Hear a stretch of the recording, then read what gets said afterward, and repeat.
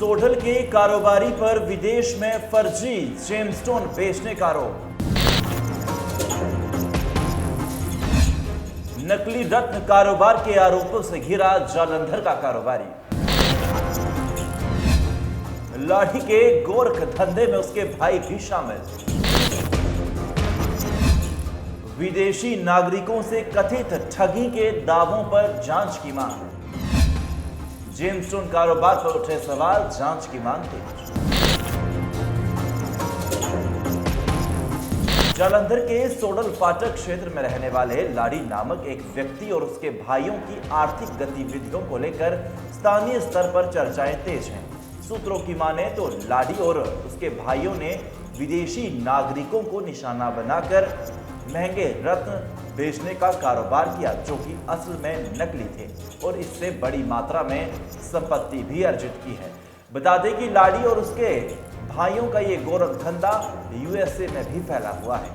सूत्रों का दावा ये है कि लाड़ी और उसके भाइयों के पास कई अलग अलग नामों के पासपोर्ट हैं और ऐसे में लाड़ी और उसके भाइयों को लेकर पुलिस या ईडी उनके प्रॉपर्टी, पासपोर्ट और इनकम सोर्स की जांच करे तो बड़े खुलासे हो सकते हैं। जानकारी ये है कि लाड़ी और उसके भाई सोडल एरिया में कई दर्जनों घरों के मालिक हैं। दैनिक सवेरा अगले पार्ट में लाड़ी के नेक्सस को लेकर और खुलासे भी करेगा। सोडल के कारोबारी पर विदेश में फर्जी जेमस्टोन बेचने का आरोप।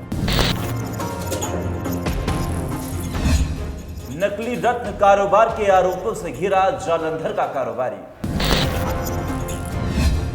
लाठी के गोरख धंधे में उसके भाई भी शामिल।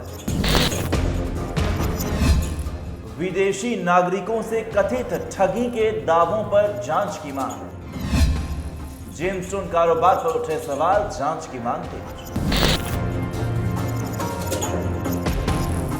जालंधर के सोडल फाटक क्षेत्र में रहने वाले लाड़ी नामक एक व्यक्ति और उसके भाइयों की आर्थिक गतिविधियों को लेकर स्थानीय स्तर पर चर्चाएं तेज हैं।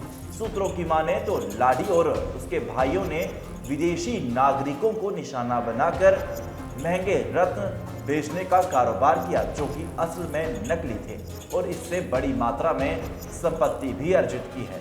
बता दें कि लाड़ी और उसके भाइयों का ये गोरख धंधा यूएसए में भी फैला हुआ है।